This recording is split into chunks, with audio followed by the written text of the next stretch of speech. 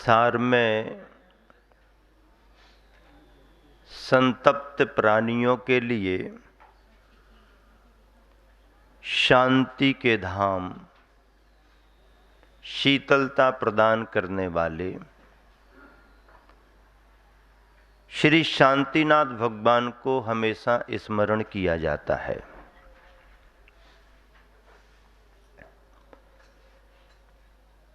कल के दिन जो बात की थी वो ये रही कि भगवान आपकी शरण में जो संसारी प्राणी आए हुए हैं या स्वयं पूज्यपाद स्वामी अपने भाव भक्ति में प्रकट कर रहे हैं कि मैं आपकी शरण में क्यों आया, तो उसमें कारण कोई आपके गुणों की बहुत सारी जानकारी या बहुत बड़ा अनुराग, ऐसा तो मुझे नहीं लगता। लेकिन पूज्यपाद स्वामी कह रहे हैं कि हेतु कारण क्या है? विचित्र दुख निचया संसार घोरार्णवा। संसार के दुख ही उसमें एकमात्र कारण रहे हैं। उदाहरण बहुत अच्छा दिया। ग्रीष्म काल में प्रचंड प्रभाकर से जब सब तरफ धरा तप्तायमान हो जाती है, प्राणी परेशान होने लगते हैं, तो फिर किसकी तलाश करते हैं? छाया की तलाश करते हैं, पानी की तलाश करते हैं, कमल बनों की तलाश करते हैं।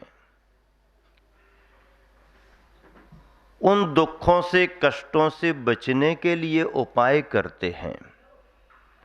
भगवान आपकी जो भक्ति की जा रही है उसमें भी यही एकमात्र निमित्त कारण है कि संसार के दुखों से छुटकारा मिले। अगले श्लोक में आचार्य पूज्यपाद स्वामी स्वयं अपने भाव प्रकट कर रहे हैं। बहुत बड़ी महिमा आचार्य पूज्यपाद स्वामी के मन में है। क्रुद्धा शीर विसदष्ट दुर्जय विसज्ज्वाला बलि विक्रमो विद्या भेषज मंत्र तोय हवनैर याति प्रशांतिम यथा तद्वत्ते चरणारुणाम्बुज युग स्त्रोतोन्मुखानाम नृणाम विघ्नाः काय विनायकाश्च सहसा साम्यन्ते हो विस्मयः। दूसरे नंबर का श्लोक है। आचार्य पूज्यपाद स्वामी कह रहे हैं कि आशी विष ऐसा सर्प जिसके काटने की बात तो बहुत दूर की है, यदि वो देख ले तो उसकी दृष्टि से भी जहर चढ़ जाए, फूत्कार कर दे तो उसकी श्वास से भी जहर चढ़ जाए। काटने पर जहर आता है ये बात तो सभी जानते हैं, लेकिन सर्पों की प्रजातियों में ऐसे ऐसे सर्प भी होते हैं जो यदि अपनी भयंकरता से किसी को देख ले तो उसके जहर का प्रभाव पड़ जाए। अपनी भयंकरता से रौद्र रूप में फूत्कार कर दे तो उसकी श्वास से जहर चढ़ जाए। ऐसे सर्पों ने भी यदि अपना प्रभाव किसी पर दिखा दिया हो या किसी सर्प ने किसी को डस लिया हो, काट दिया हो, दुष्ट दुर्जय विसज्ज्वाला बलि विक्रमो, आशीर्विष दष्ट। आचार्य महाराज कह रहे हैं कि क्रुद्ध आशीर विष सर्प से डसे हुए मनुष्य को दुर्जय विष ज्वाला समूह का प्रभाव, अब जहर का प्रभाव तो शरीर पर पड़ेगा ही पड़ेगा। पड़ता कि नहीं पड़ता? पड़ता है। फिर ये क्यों कह दिया गया कि एक द्रव्य दूसरे द्रव्य का कुछ नहीं करता है? पुद्गल का पुद्गल पर भी हो रहा है, तो पुद्गल का, एक पुद्गल का दूसरे पुद्गल पर क्यों प्रभाव पड़ रहा है? दूसरे द्रव्य का दूसरे द्रव्य पर पड़े ना पड़े, पुद्गल का पुद्गल पर पड़े ना पड़े, सिद्धांत क्या है? एक द्रव्य दूसरे द्रव्य का कुछ नहीं करता। ये तो समय सार की गाथा का सार है कि द्रव्य का परिणमन स्वतंत्र है। लेकिन वही कुंद कुंद स्वामी अनेक गाथाओं में ये बात स्पष्ट करते हैं कि निमित्त के रूप में एक द्रव्य दूसरे द्रव्य को प्रभावित करने की क्षमता भी रखता है। आचार्य पूज्यपाद स्वामी यहां पर कह रहे हैं कि आसी विष सर्प ने किसी को डस लिया हो, देखने से उसके जहर का प्रभाव पड़ गया हो, फूतकार से उसके जहर का प्रभाव किसी पर पड़ गया हो और वह व्यक्ति उस विष की ज्वाला में अंतिम समय, अंतिम स्थिति में आ रहा हो, तो उसे क्या विद्या, औषधि, मंत्र, तोय हवनैर, कितनी बातें बता दी। ऐसे उस विषाक्त व्यक्ति को विद्या भी कार्यकारी हो सकती है, औषधि भी काम कर सकती है, मंत्र भी लिखा है। पूज्यपाद स्वामी ने मंत्र भी लिखा है, मंत्र भी काम कर सकता है, और पानी का प्रभाव भी पड़ सकता है, हवन का प्रभाव भी पड़ सकता है। हवन, हवन कहाँ है? अब इन उदाहरणों पर विचार करें। विद्या क्या?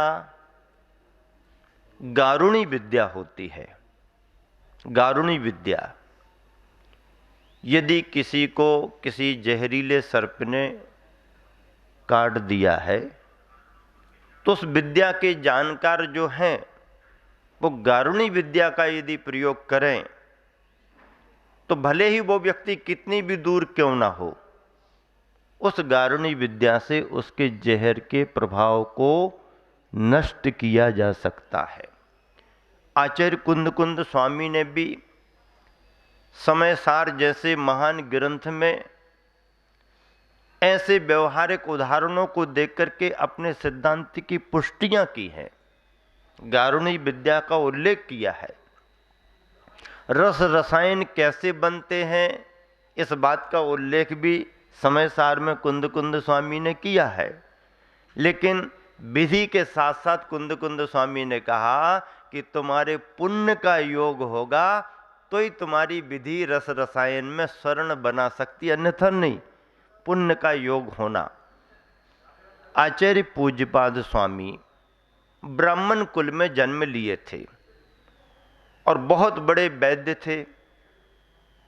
उन्हें बहुत सारी जानकारियां थीं।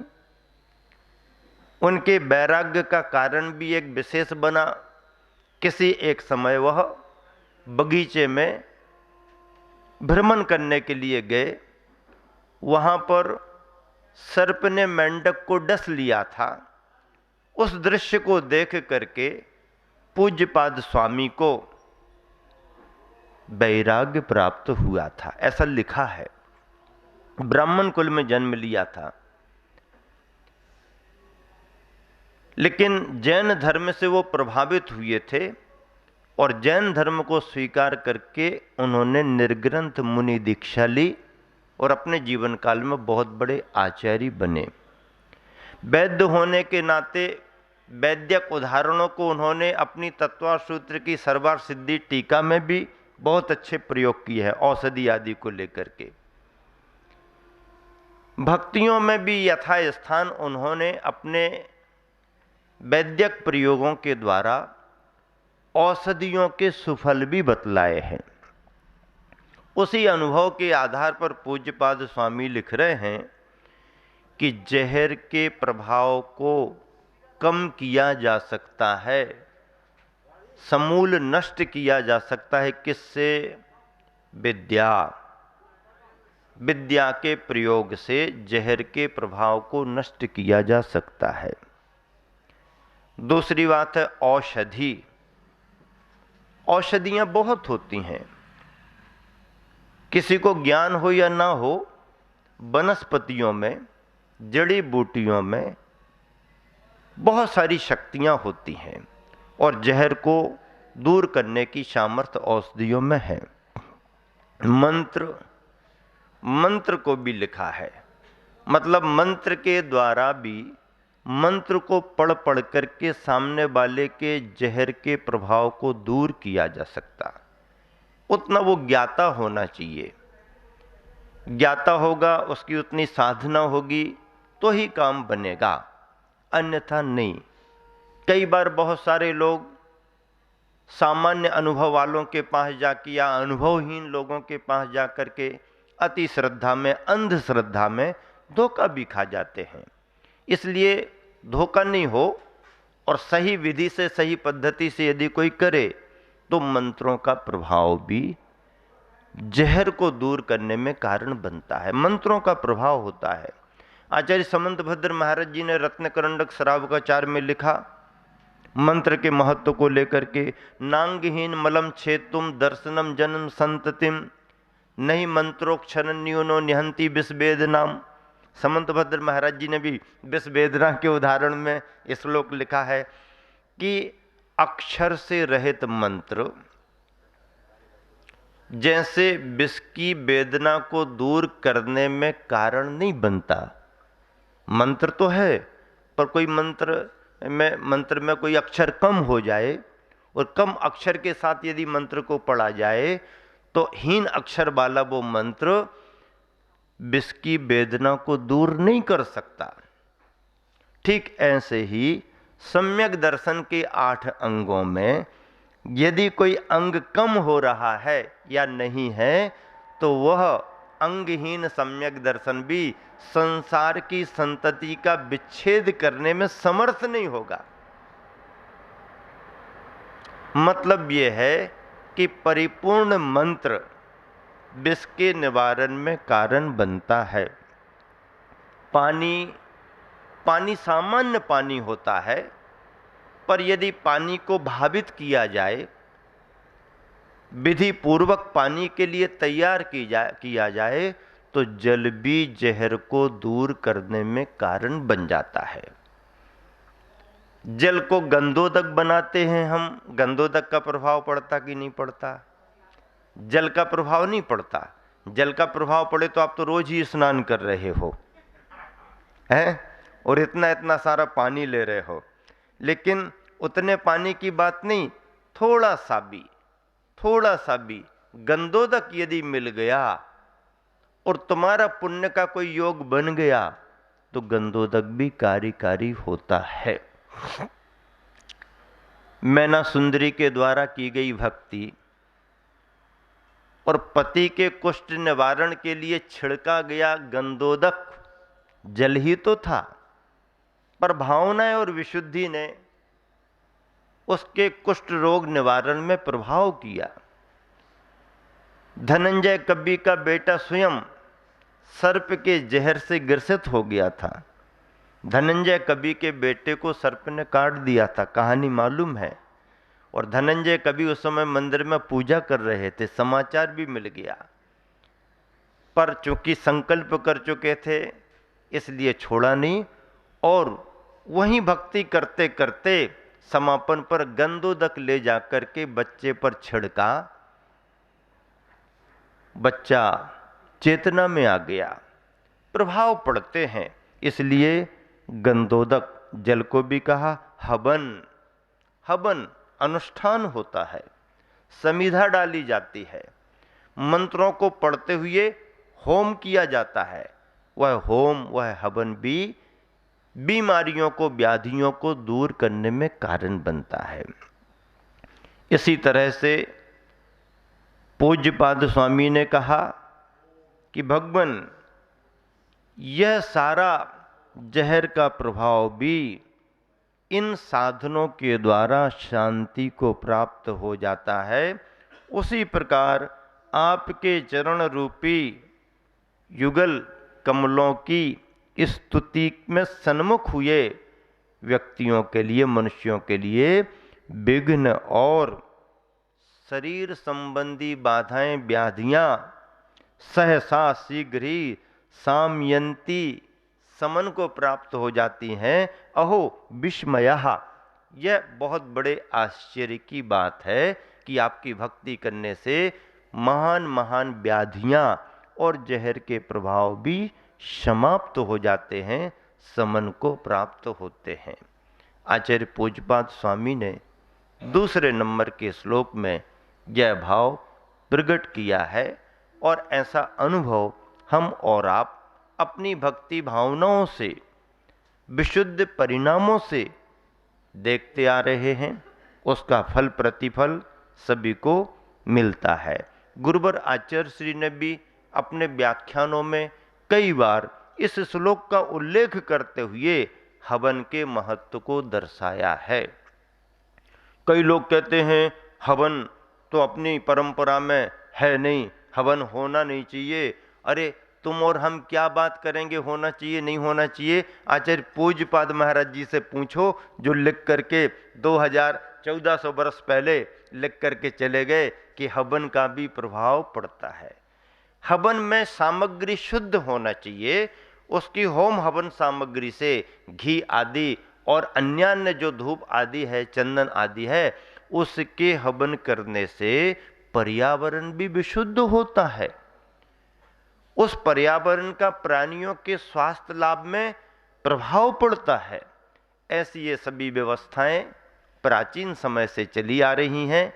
हम सभी को अपनी भावनाओं में सद्भावना जोड़ करके इन सभी लाभों को लेना चाहिए। शांतिनाथ भगवान का स्तुवन और शांतिनाथ भगवान का विधान, वह भी 16 दिवसीय। भव भवांतर में जो भी कर्म हमने संचित किए हैं उनमें अशुभ भी होंगे, शुभ भी होंगे। अशुभ कर्म का प्रभाव प्राणियों पर ना पड़े, आए तो भी सामान्य उसमें निकल जाए और निरंतर शुभ और शुभता का प्रभाव इन सभी जीवों को मिले, विश्व में शांति की स्थापना हो। इसी शुभ भावना से यहाँ पर आप सभी विधान संपन्न कर रहे हैं। यह विधान आपके भाग्य के विधि विधान को बदलने वाला हो, यह भावना हम और आप सब निरंतर भा रहे हैं। समय इतना ही आप सभी के लिए पर्याप्त है, इससे ज़्यादा समय नहीं। बस इसी शुभ भावना से विराम देता हूँ। महावीर भगवान की जय।